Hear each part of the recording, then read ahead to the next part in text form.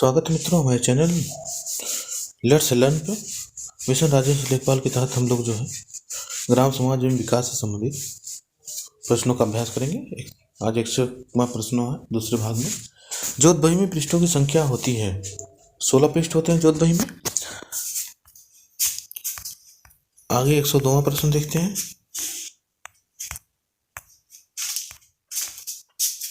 भूदान आंदोलन कार्यक्रम आचार्य विनोबा भावे द्वारा सर्वप्रथम किस प्रदेश से आरंभ किया गया था? यह आंध्र प्रदेश से प्रारंभ किया था।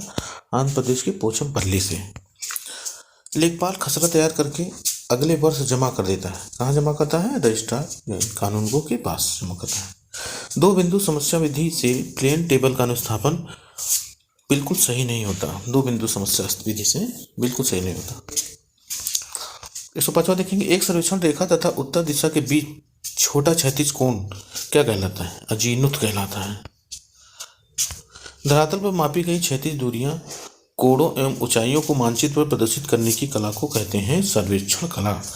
जमाबंदी की तैयारी की जाती है दो प्रतियों में। भूमि की पैमाइश यानी नाप का कार्य कौन सा विभाग करता है? राजस्व विभाग करता है भूमि की माप। सर्वेक्षण के लगभग मध्य से गुजरने वाली सबसे अधिक लंबी रेखा को हम क्या कहते हैं? आधार रेखा कहते हैं। मध्य से गुजरने वाली सबसे लंबी रेखा।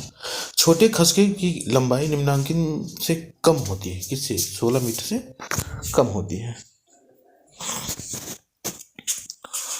पृथ्वी के उत्तरी गोलार्ध से सूर्य का उत्तरी सिरा झुका होता है नीचे की ओर गुरुत्वाकर्षण के कारण। भूमि का उपयोग करने के एवज में किसानों से वसूल किए जाने वाला टैक्स कौन सा है?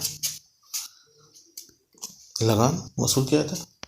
सर्वे कार्य में समकोण बनाने वाला भी लंब खसका डालने में सहायक यंत्र है प्रकाशीय गुनिया, क्रॉस स्टार, प्रिज्म स्क्वायर। सभी भारतीय समाज को माना जाता है कृषक समाज, क्योंकि कृषकों की संख्या अधिक है 67%, लगभग 67% खेती पर निर्भर लोग, इसीलिए कृषक समाज कहा जाता है। किसने कहा है कि समाज एक अधिजैविक व्यवस्था है? यह हर्बर्ट स्पेंसर ने कहा था कि समाज एक अधिजैविक व्यवस्था है। जनजातीय समाज के लोग होते हैं धार्मिक होते हैं, सही है। वस्तु पूजा में विश्वास करने वाले भी सही है। टोटमवाद से प्रेरित है, सभी को मानते हैं, सही है। निम्नलिखित में से कौन से सूचकांक सामाजिक विकास को इंगित करते हैं? ये मानव विकास सूचकांक है, मानव निर्भरता सूचकांक और लिंग संबंध विकास सूचकांक, तीनों सही है। मानव निर्भरता सूचकांक को भी सामाजिक विकास को देते हैं, मानव विकास सूचकांक भी और लिंग संबंध विकास भी। गाँवों में मृत पशुओं द्वारा प्रदूषण होता है, रोकथाम हेतु करना चाहिए। चमड़ा उतार कर मृत पशुओं को गड्ढे में दबाना चाहिए। चमड़ा उतार कर पशुओं को गांव से काफी दूर निश्चित स्थान पर करना चाहिए, नुकसाना चाहिए।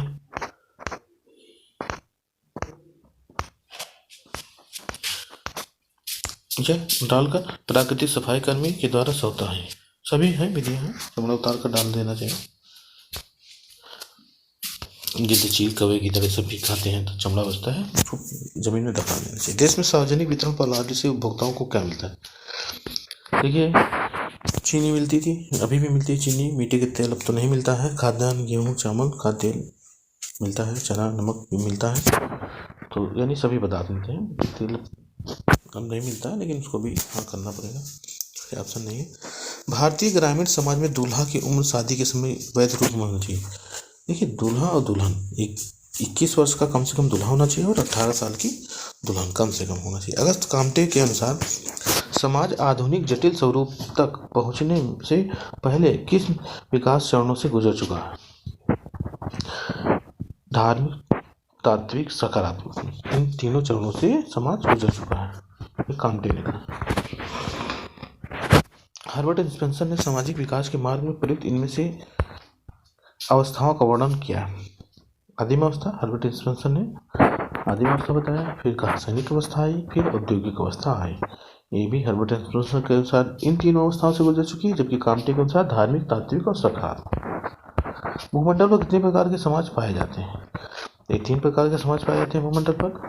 ग्रामीण क्षेत्र के अनुसूचित जनजाति के पास कृषि भूमि बहुत कम है, जो है उसकी सुरक्षा हेतु क्या उपाय किया गया है? ग्राम सभा को विशेष अधिकार है, सही है। सार्वजनिक उपयोग पर रोक लगाना, ऐसा नहीं है। गैर अनुसूचित को हस्तांतरण जिलाधिकारी की आज्ञा से ही होगा, ये है। अनुसूचित जनजाति के बाद कृषि भूमि बहुत कम है, उसकी सुरक्षा उपाय क्या किया गया? जो गैर अनुसूचित को अगर वो बेचना चाहता है तो जिलाधिकारी की आज्ञा लेने की जरूरत है, ये सही है। रजिस्ट्रार को पंजीकरण के पूर्व विशेष ध्यान रखना, ऐसा नहीं मतलब है। ग्राम सभा को विशेष अधिकार नहीं है अनुसूचित जाति के लिए। हाँ, ग्राम सभा को कोई विशेष अधिकार नहीं कि वो रोके कि ना बेचो। भारत सरकार द्वारा भारतीय खाद्य निगम एक सार्वजनिक उपक्रम की स्थापना विश्व बैंक की सलाह पर कब हुई थी? भारतीय IFC की स्थापना 1965 में हुई थी। इनमें से कौन सी कृषक समाज की इकाई? तो कृषक समाज की इकाई है भूस्वामी, काश्तकार, पर्यवेक्षी कृषक, तीनों। कृषि एवं पशुपालन करते कृषक समाज के लोग इनमें से कौन सी आर्थिक क्रियाएं करते हैं? और कौन सी क्रियाएं करते हैं? देखिए, कृषक समाज के लोग शिल्पकारी भी करते हैं, लोहार कार, मिट्टी के बर्तन बनाने का। गांव के लोग खेती के समय खेती कार्य करते हैं और अन्य समय और कार्य भी करते रहते हैं, जैसे लोहार है, शिल्पी है, नाव का काम है, सब कार्य करते रहते हैं। ग्रामीण आर्थिक संरचना का सीधा संबंध निम्नलिखित में से किससे है? तो आर्थिक संरचना का सिद्धांत, चूंकि खेती का कार्य ज्यादा होता है इसलिए कृषि अर्थशास्त्र। कृषि कार्यों के लिए ब्याज पर ऋण उपलब्ध कराने का कार्य निम्नलिखित में से कौन करता है? ब्याज पर ऋण कृषि कार्यों के लिए गांव के जो साहूकार हैं, महाजन हैं, सूदखोर, वो कार्य के लिए पैसा आसानी से उपलब्ध करा देते हैं, हालांकि उनका ब्याज दर ज्यादा होता है। राष्ट्रीय खाद्य सुरक्षा मिशन का क्या उद्देश्य है? खाद्यान्नों में आत्मनिर्भरता प्राप्त करना, यह खाद्य सुरक्षा का मिशन का मुख्य उद्देश्य। राष्ट्रीय कृषि विकास योजना किस पंचवर्षीय योजना के अंतर्गत प्रारंभ हुई थी? राष्ट्रीय कृषि विकास योजना 11वीं पंचवर्षीय योजना के तहत 7 से 12 के बीच 2007 से 12 के बीच प्रारंभ हुई थी। ग्रामीण समाज की जो मूलभूत इकाई है वो परिवार है। ग्रामीण समाज की अगर बात हो कहा जाए सबसे छोटी इकाई तो वो गांव होगा, लेकिन ग्रामीण समाज की बात आएगी तो सब परिवार होगा सबसे छोटा इकाई। 132 आगे देखते हैं।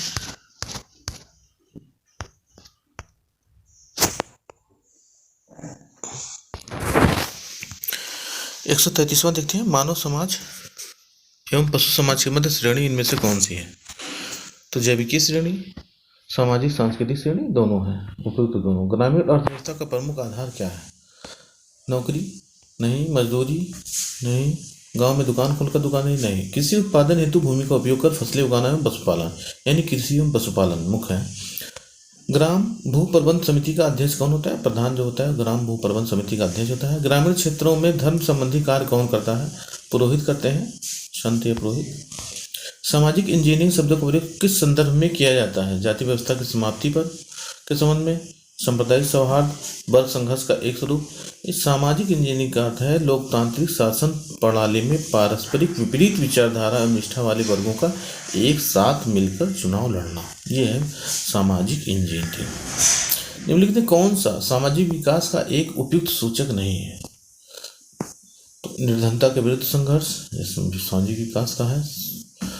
प्रचंड बेरोजगारी में कमी, ये सामाजिक विकास का एक उपयुक्त सूचक नहीं है। सामाजिक समरसता है, समाज में उचित स्थान है। प्रचंड बेरोजगारी यानी छिपी हुई बेरोजगारी में कमी लाना, ये सामाजिक विकास नहीं आर्थिक विकास का सूचक है। मनुष्य एक सामाजिक प्राणी है, अरस्तु ने कहा था। भारतीय ग्रामीण समाज के आर्थिक ढांचे का वास्तविक विश्लेषण किसने प्रस्तुत किया था? मेवो बोई ने भारतीय ग्रामीण समाज के आर्थिक ढांचे का वास्तविक विश्लेषण प्रस्तुत किया था। ग्रामीण समाज शास्त्र में है ये। पहली बार कृषि संगणना 1970 में कराई गई थी। कृषि संगणना पहली बार। अधिक उपज देने वाली किस्मों के कार्यक्रम यानी हाई यील्डिंग वैरायटीज, किसी क्षेत्र में हरित क्रांति की शुरुआत कब हुई थी? 1966 में। निम्नलिखित कौन सा सुमेलित नहीं है? ऑपरेशन बरगा पश्चिम बंगाल सही है। जमींदारी प्रथा बंगाल, बिहार, उत्तर प्रदेश, ये भी सही है। महलवाड़ी प्रथा अवध में, ये भी सही है। और रैयताड़ी प्रथा कर्नाटक के मैसूर, कर्नाटक में नहीं था।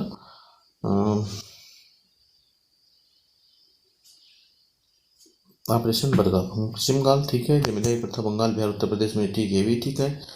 महलवाड़ी प्रथा अवध, पंजाब, अवध, पश्चिम प्रांत, वहाँ लागू थी। रैयताड़ी प्रथा पूरे कर्नाटक में नहीं लागू थी, सही है।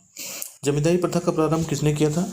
लॉर्ड कॉर्नवालिस ने किया था। स्थायी बंदोबस्त भी कहते थे। वसंत ऋतु की फसलों की बुवाई की जाती है मध्य फरवरी से मध्य मार्च तक। फरवरी मार्च में की जाती है बसंत ऋतु की फसलों की बुवाई।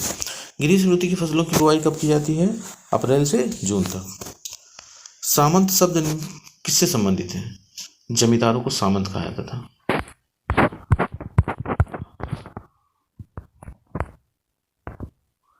जमींदारों को सामंत कहा जाता है। निम्नलिखित में से ग्रामीण कारीगर की श्रेणी में कौन आता है? कुम्हार, जुलाहा, लोहार, ये सब क्या है? ग्रामीण कारीगर। बढ़ई। कीटनाशी कौन नहीं है इसमें? डी खरपतवारनाशी, 2,4-D खरपतवारनाशी है और सभी कीटनाशी हैं। मोटासिस्टाकास, फ्यूराडान, रोगोर।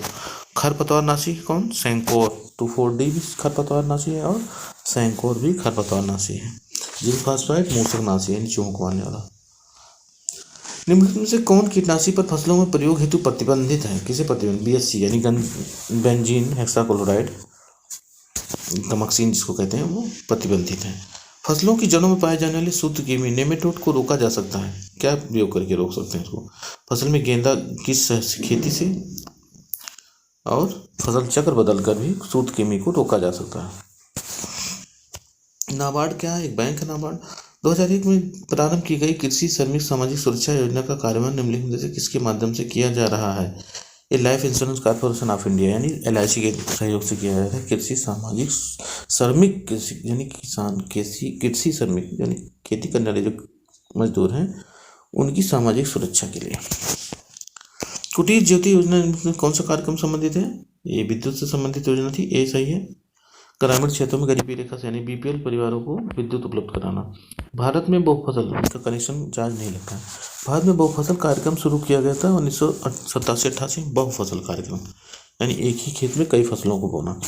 कृषि सेवा केंद्र नामक योजना किस पंचवर्षीय योजना के कार्यकाल में प्रारंभ हुआ था? ये चतुर्थ पंचवर्षीय योजना में शुरू होता है कृषि सेवा केंद्र। ग्रामीण क्षेत्रों में शहरी सुख सुविधाएं प्रदान करना यानी पूरा योजना किसके द्वारा प्रतिपादित किया गया था? APJ अब्दुल कलाम, राष्ट्रपति डॉक्टर APJ अब्दुल कलाम द्वारा किया गया था। भूदान और ग्रामदान आंदोलन किसके द्वारा चलाया गया था? विनोबा भावे द्वारा चलाया गया था। हरित क्रांति को अमली जामा पहनाने का श्रेय किसके पास है? नॉर्मन बोरलॉग के पास है और भारत में स्वामीनाथन। ग्रामीण क्षेत्रों में राज्य सरकार ने खेतिहर मजदूर भूमिहीनों के सहायता ऊसर भूमि सुधार के लिए ऊसर प्रभावित जनपदों में कौन सा कार्यक्रम कार्यान्वयन किया है? ये भूमि सेना योजना का प्रारंभ किया। 160%। आगे 161 देखते हैं। जिला ग्राम विकास अभिकरण का अध्यक्ष निम्नलिखित में से कौन होता है? DRDO का जो अध्यक्ष होता है वो होता है जिलाधिकारी।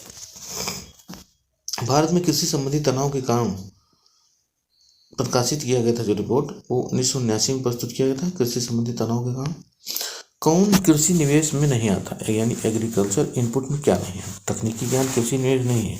खाद है, बीज है, सिंचाई है, कृषि निवेश है। समहाल शब्द का अर्थ क्या है? गांव को समहाल कहा है। महाल समाल नहीं, केवल महाल होना चाहिए। इसी पे महालवाड़ी व्यवस्था चला था, यानी गांव को, पूरे गांव को एक महाल मान लिया जाता था, उससे कट लिया जाता था, तो उसी गांव को ही महाल कहा जाता था। भारत में महालवाड़ी व्यवस्था प्रारंभ हुई थी 1938-33 में। महालवाड़ी व्यवस्था प्रारंभ हुई थी हैकेंजे, यहाँ तक याद है हमको, हैकेंजे ने शुरू किया था। देखते हैं आगे। कौन सा कथन जमींदारी प्रथा के बारे में सही नहीं है? इसे बंगाल में लागू किया गया था, सही है। इसमें जमींदार को भूमि को स्वामी बना दिया गया था, ये भी सही है। स्वतंत्रता के पूर्व यह प्रथा भारत के 19% क्षेत्र पर लागू थी, ये भी सही है। इसमें जमींदार कुल कर का 80% अंग्रेजों को देता था और 20% अपने पास रख लेता था, ये सही नहीं है। महालवाड़ी प्रथा को किसने शुरू किया था? आगरा और अवध में शुरू किया गया था महालवाड़ी प्रथा, मैकेंजी ने शुरू किया था। अभी देखते हैं। जमींदारी उन्मूलन कार्यक्रम की शुरुआत हुई थी उत्तर प्रदेश में। ऑपरेशन बरका का संबंध पश्चिम बंगाल से है, देखा भी, बटाईदारों के संरक्षण से। कौन सा भूमि सुधार के अंतर्गत नहीं आता है? ड्रिप सिंचाई भूमि सुधार नहीं आता, ये सिंचाई से संबंधित है। सहकारी खेती, चकबंदी और काश्तकारी सुधार है। अंत्योदय कार्यक्रम का उद्देश्य था अनुसूचित जातियों के स्तर में सुधार करना, एकदम निचली तबके को, गरीबों में सबसे अधिक गरीबों को मदद करना, ये है डी। इसका अंत्योदय अन्न योजना, इसका ऑप्शन गलत है, मतलब सी गलत लिखा है, डी होगा। प्राय गांव में किसान कृषि रसायनों का उपयोग पशुओं के शरीर से जुए आदि परजीवी को नष्ट करने हेतु करते हैं। जो कृषि रसायन का जो प्रयोग करते हैं वो हानिकारक तथा गलत है, यह हानिकारक नहीं, यह हानिकारक होता है, वो परजीवी को मारने के लिए प्रयोग करते हैं। पीली क्रांति किससे संबंधित है?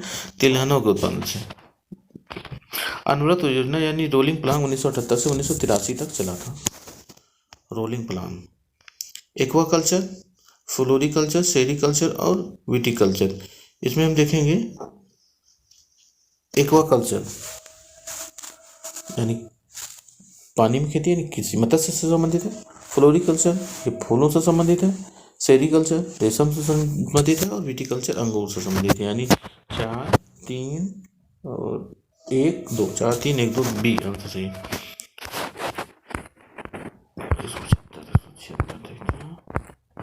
176वां प्रश्न देखते हैं मित्रों। ग्रामीण क्षेत्रों में कृषि रसायनों द्वारा उत्पन्न प्रदूषण की रोकथाम की जा सकती है। कृषि रसायनों की उचित मात्रा में उसके प्रयोग हेतु विशेषज्ञ की सलाह पे, सही है। मिट्टी अथवा फसल कीट रोग का परीक्षण करवा कर भी सही है। वातावरण की परिस्थिति यानी अपनी मिट्टी पहचानो, दूसरा है वातावरण की परिस्थितियों जैसे वर्षा काल, हवा की गति आदि के अनुकूल होने पर, सही है, सभी सही है। भारत के राष्ट्रीय किसान आंदोलन आयोग के प्रथम अध्यक्ष कौन थे? स्वामीनाथन थे। स्वामीनाथन जो हरित क्रांति के प्रमुख माने जाते हैं अपने यहाँ के भारत के राष्ट्रीय किसान आयोग के पहले अध्यक्ष भी थे। Professor M S Swaminathan Bharat में किस क्रांति के जन्मदाता के रूप में जानते हैं? हरित क्रांति के। भारत में कितने प्रतिशत कृषि वर्षा पर निर्भर है? 35% कृषि जो हमारे देश की है वो वर्षा पर निर्भर है, जबकि 65% सिंचित क्षेत्र है। कौन सा उद्योग कृषि पर निर्भर नहीं है? अब देखेंगे इसमें से शिक्षा कृषि से कृषि का कोई मतलब ही नहीं, जबकि बागान, सूती वस्त्र उद्योग, चीनी उद्योग संबंधित है। राष्ट्रीय बागवानी मिशन प्रारंभ किया गया था 2004 में। राष्ट्रीय कृषि विकास योजना का प्रारंभ हुआ था 2007 में, 28 नवंबर 2007 में। भारत के किस राज्य में क्षेत्रीय ग्रामीण बैंक अभी स्थापित नहीं है? तो सिक्किम और गोवा 2 राज्य हैं जहां ग्रामीण बैंक नहीं स्थापित है।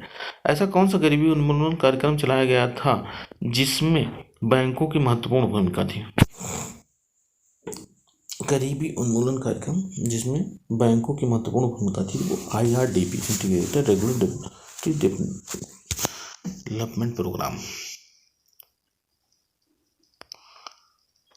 किस वृक्ष को आजकल कृषि में उसकी महत्ता को देखते हुए अद्भुत वृक्ष या 21वीं सदी का पेड़ कहा था, जिसका अमेरिकी पेटेंट रद्द किया गया? नीम महत्वपूर्ण है, इसे 21वीं सदी का पेड़ कहा गया है। औषधीय फसलों या पौधों में कौन सा नहीं आता? औषधीय फसल जिसे दवाइयाँ मिलती हो, कौन सा नहीं आता? धान से नहीं मिलता, कस्तूरी भिंडी से मिलता है, नीम से भी मिलता है, तुलसी, नीम, तुलसी और कस्तूरी भिंडी ये औषधीय पौधे हैं। मुस्कदाना। ग्रामीण विद्युतीकरण निगम की स्थापना 1969 में हुई थी। भारत में झूम खेती के अंतर्गत भूमि का सबसे बड़ा प्रतिशत किस राज्य में? झूम खेती की बात कर रहे हैं तो नागालैंड में। झूम खेती वो खेती हुई थी जहाँ एक स्थान पे भूमि करते हैं, जब उसकी उर्वरा शक्ति नष्ट हो जाती है तो वहाँ पे फिर दूसरे स्थान पे चले जाते हैं। यानी किसी स्थान के झाल पेड़ पौधों को काट कर उसकी खेती उपजाऊ बनाना और कुछ समय खेती करना साल 2 साल, और जब उसकी उपजाऊ शक्ति खत्म हो जाती है तो उस स्थान से दूसरे स्थान पर चले जाते हैं। प्लान खेती है, झूम खेती कहते हैं इसको। संपूर्ण ग्रामीण रोजगार योजना का शुभारंभ प्रधानमंत्री द्वारा कब किया गया था? ये 25 सितंबर 2001 को संपूर्ण ग्रामीण रोजगार योजना का शुभारंभ किया गया था। कृषि एवं प्रसंस्कृत खाद्य पदार्थ उत्पाद निर्यात विकास प्राधिकरण की स्थापना 1986 में की गई थी।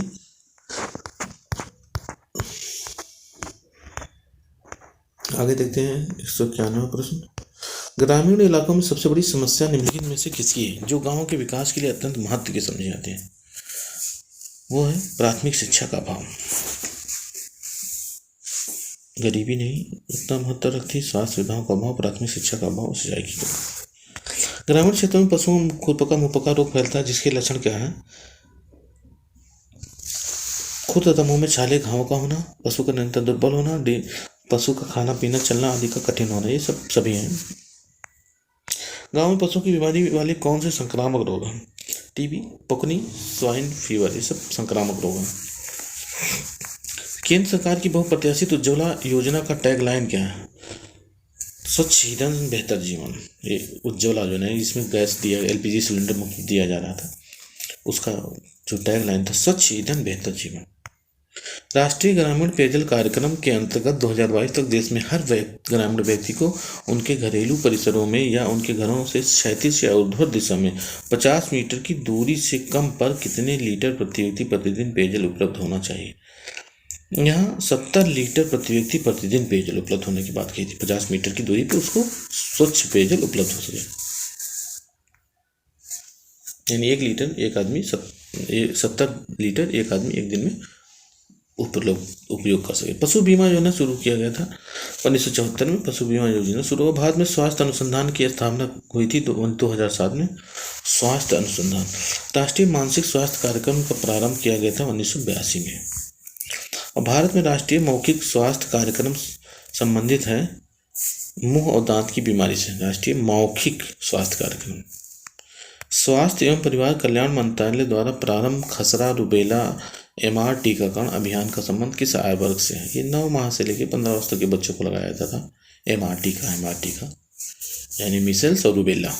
M से मिसेल्स यानी खसरा और R से रुबेला टीकाकरण अभियान का संबंध था 9 महीना से लेकर 15 वर्ष तक के बच्चों को।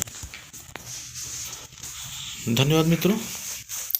अब अगले 201 प्रश्न से लेकर आगे हम लोग फिर अगले वीडियो में मिलते हैं। धन्यवाद।